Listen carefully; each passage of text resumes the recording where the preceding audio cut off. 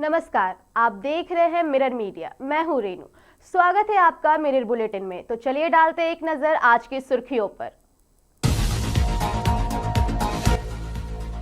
सरकार और छात्रों के बीच बातचीत खत्म, नहीं बनी सहमति, जारी रहेगा छात्रों का आंदोलन।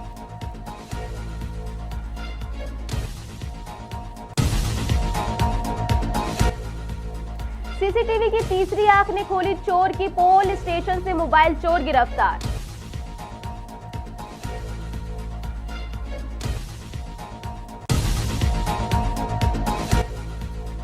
$10 लाख का इनामी नक्सली कमांडर सरेंडर, 2 महिला माओवादियों ने भी छोड़ा हथियार।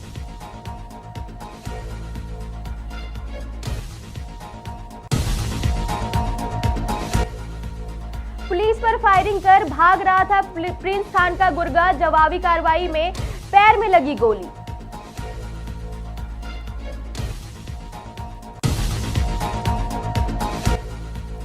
डीएमएफटी की अंतर विभागीय समीक्षा बैठक संपन्न, बेहतर सामान्य कर योजनाओं का लाभ आम जनता तक पहुंचाने के निर्देश।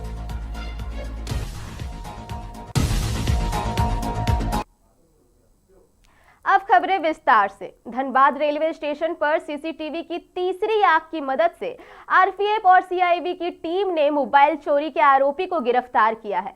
कार्रवाई 7 अगस्त को धनबाद स्टेशन के प्लेटफॉर्म नंबर 1 स्थित द्वितीय श्रेणी प्रतीक्षालय में की गई। सीसीटीवी स्टाफ से संदिग्ध व्यक्ति की सूचना मिलने के बाद सुरक्षा बलों ने मौके पर पहुंचकर मोहम्मद छोटू नाम के युवक को एक मोबाइल के साथ पकड़ा। पूछताछ में आरोपी ने मोबाइल चोरी होने की बात स्वीकार की। आरपीएफ के मुताबिक आरोपी ने उसी सुबह धनबाद स्टेशन के मुख्य प्रवेश द्वार के पास से एक यात्री का मोबाइल चोरी किया था। बरामद मोबाइल की कीमत करीब 20,000 रुपए बताई गई है। आरोपी को आगे की कानूनी कार्रवाई के लिए धनबाद जीआरपी को सौंप दिया गया है।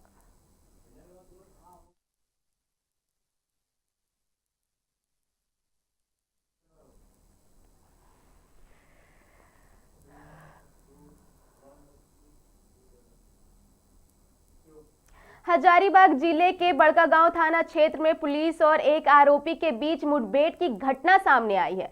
ग्राम पिपराडीह स्थित बंद पड़े गैस प्लांट के पास पुलिस की कार्रवाई के दौरान गैंगस्टर प्रिंस खान के कथित गुर्गा अंकित कुमार पांडे ने पुलिस टीम को धक्का देकर भागने की कोशिश की और इसी दौरान पुलिस पर फायरिंग करने का आरोप है। जवाबी कार्रवाई में बड़कागांव पुलिस ने भाग रहे अंकित के पैर में गोली चलाई, जिससे वह घायल होकर मौके पर गिर पड़ा।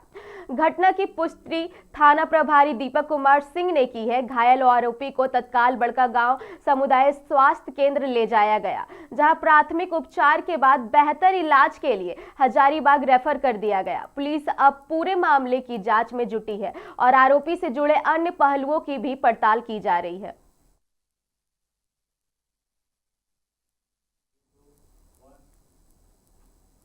जेपीएससी जेएसएससी परीक्षा विवाद को लेकर आंदोलन कर रहे छात्रों और झारखंड सरकार के मंत्रियों के बीच स्टेट गेस्ट हाउस में करीब 1.5 घंटे तक चली बैठक खत्म हो गई। हालांकि बैठक के बाद छात्रों ने साफ कर दिया कि उनकी प्रमुख मांगों पर सरकार के साथ सहमति नहीं बन सकी है। ऐसे में छात्रों का आंदोलन फिलहाल जारी रहेगा। वहीं सरकार की ओर से मंत्री सुदीप कुमार सोनू ने वार्ता की सकारात्मक और सौहार्दपूर्ण बताया। उन्होंने कहा कि छात्रों के साथ शांत और मित्रतापूर्ण माहौल में बातचीत हुई और उनकी सभी मांगों को विस्तार से सुना और समझा गया। मंत्री ने भरोसा दिलाया कि सरकार छात्रों की चिंताओं और सुझावों पर गंभीरता से विचार करेगी और आगे उचित प्रक्रिया तय की जाएगी।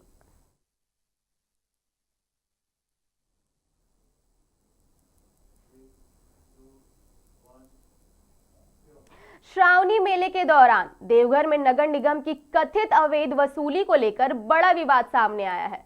शुक्रवार को आजाद चौक के पास उस समय हंगामा मच गया जब नगर निगम की टीम वहां पहुंची।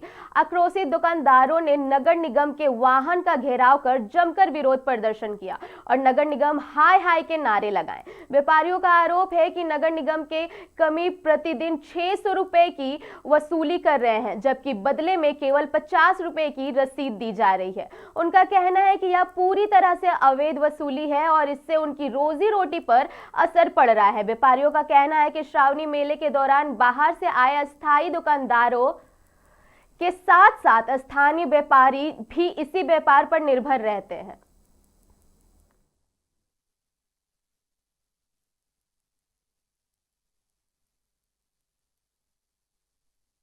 जबरदस्ती टिकट 200 400 टिकट दे रहा, 500 दो 600 दो नहीं कर रहा है।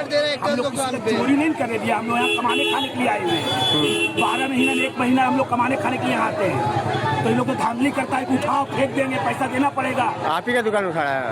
सबका दुकान अभी तो हम लोग उठा दिए, सबको लोग नहीं उठा, तो पैसा नहीं दोगे 600 रुपया 500 रुपया 400 रुपया नहीं दोगे, उठाओ यहाँ से। नहीं पर डे का हम लोग को छोड़ दिया जाए, हम लोग ये है कि अपना जगह साइड करके हम लोग अतिक्रमण उतना भी नहीं करते जितना हम लोग को परेशान किया जाता है। जब होता है तब अतिक्रमण क्या है? हम लोग कमाने कहाँ खाएंगे, कहाँ जाएंगे कमाने खाने? जब जाएगा तब 1 महीना 1.5 महीना उधर। पश्चिमी सिंहभूम में नक्सल विरोधी अभियान के बीच सुरक्षा बलों को बड़ी कामयाबी मिली है। प्रतिबंधित भाकपा माओवादी संगठन के 10 लाख रुपए के इनामी जोनल कमांडर सलूका कायम उर्फ भुवनेश्वर उर्फ डांगिल ने शुक्रवार को जिला पुलिस के समक्ष आत्मसमर्पण कर दिया। उसके साथ संगठन की 2 महिला माओवादी कैडर कोदो मुनि कोड़ा उर्फ पद्मनी और पिंकी ने भी हथियार छोड़कर मुख्यधारा में लौटने का फैसला किया। रांची स्थित पुलिस मुख्यालय ने तीनों के आत्मसमर्पण की आधिकारिक पुष्टि की है। पद्मनी पश्चिमी सिंहभूम के टोंटो थाना क्षेत्र के रहने वाली है और उस पर 1 लाख रुपए का इनाम घोषित था। वहीं पिंकी गोयला खेरा थाना क्षेत्र की निवासी बताई गई है। इसे नक्सल विरोधी अभियान में पुलिस की बड़ी सफलता माना जा रहा है।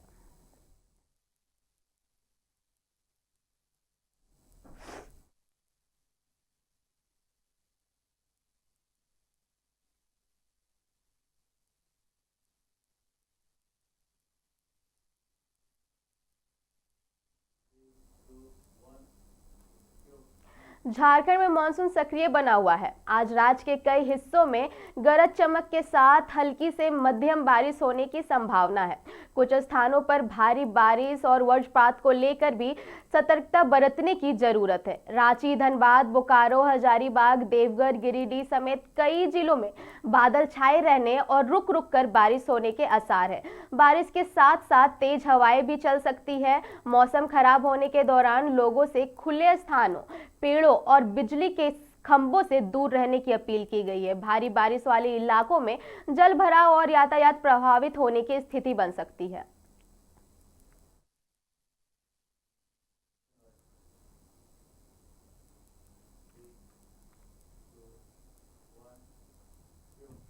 कतरास थाना क्षेत्र स्थित छाताबाद में फिर से भूधसन की घटना हुई है। इस घटना में करीब 1 दर्जन घर जमींदोज हो गए।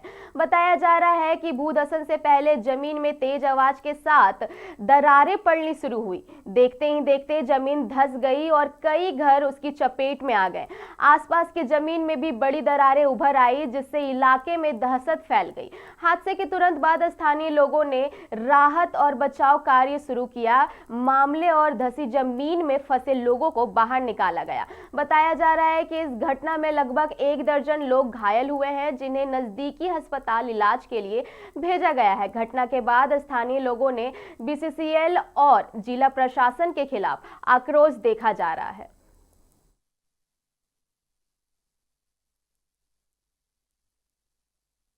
तरह से 20 ठो 2 तल्ला मकान अंदर घुस गया। 2 तल्ला मकान आधा तल्ला बन गया है। साथ में 8 लोग भी जमींदोज हो गए। उसका एकदम जीता जागता हम गवाह हैं कि यहाँ से हम गुजर रहे थे और जैसे ही एसटीजी कंपनी हेवी ब्लास्टिंग किया 2:36 में, उसी टाइम ये पूरा जमींदोज हो गया। 8 लोग अंदर चले गए। स्थानीय लोगों के मेहनत से और मशक्कत से उन लोगों को निकाला गया, जिसमें कि एक बूढ़ी वृद्धा 75 साल की औरत पूरे अंदर धंस गई थी। उसको वो हॉस्पिटल में हॉस्पिटलाइज है। उसका सर पूरी तरह से फट गया है, एक पांव टूट गया है। उसको खींच करके कांधे पे उठा के सीढ़ी से बाहर उतारा गया। एक 8 साल की बच्ची पूरे मिट्टी के अंदर समा गई। उसको मिट्टी हटा करके बच्चा को निकालने का काम यहाँ के स्थानीय लोगों ने किया।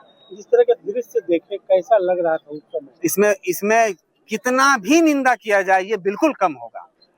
मतलब इसमें अगर आज भी लोग ये इंतजार में हैं कि अगले का घर घुसा है, हमारा घर जब घुसेगा तब हम आगे आएंगे, तो ये इंतजार करना छोड़ दीजिए। इस जद में सबको आ चुके हैं। पूरा छाताबाद का अस्तित्व मिटने वाला है। छातावाद को नक्शा से मिटाने का पूरा इतिहास रच दिया गया है। बचाना अब स्थानीय लोगों का काम है। स्थानीय लोगों को आंदोलन करना पड़ेगा और इसके लिए हम तो आग्रह ये भी करेंगे कि अभी भी बीसीसीएल को खबर किया गया, जीएम साहब से बात किया गया, बीसीसीएल का प्रबंधन का कोई भी आदमी यहाँ आकर के देखने का काम नहीं किया है। स्थानीय लोग एकजुट होकर के जा करके एसटीजी कंपनी को एकदम ब्लॉक कर दे, चक्का जाम कर दे, एक भी ढेला उठाना बंद कर दे, इसका रास्ता जरूर निकलेगा। अनिश्चितकालीन धरना हम सब बैठ जाएंगे। उसके घर मकान चाहिए, हम लोग घर से बेघर हो रहे हैं और जो भी थोड़ा मोड़ा बचा है तब हमको हदस ढुक गया हम लोग के। अब कभी घर गिरेगा कोई नहीं जानता है। ब्लास्टिंग होता है, कोयला चोरी होता है, खाने वाला खाता है, सब बन गया, गरीब आदमी मर जा रहा है। तो कभी गरीब आदमी के कोई व्यवस्था निकलेगा कि नहीं निकलेगा? सरकार रास्ता देगा कि नहीं देगा? हम लोग के बताइए। बीसीसीएल पिछला बार बोला था कि आश्वासन दिया था कि सही जगह बसाया जाए, कुछ किया नहीं कुछ किया, झूठ बोला। सरकार खाली लूट रहा है, चोर लोग तो लूटवा करता, सरकार भी लूट रहा है। हम लोग मारा जा रहे हैं, बाल बच्चे सब हाजरी माजरी खाते हैं। 4 पैसा कमाता है बेटा लोग, 2 पैसा खाता है। मांगनी महंगी ऐसी दुनिया के है, तो बाल बच्चा पेट चलेगा कि घर बनेगा? बीसीसीएल मदद ना करे तो आगे क्या कीजिएगा? आगे ना करता है, कुछ करेंगे, सब कुछ करेंगे हम लोग। फिलहाल के लिए इतना ही। ऐसे और खबरों के लिए बने रहें मिरर मीडिया के साथ।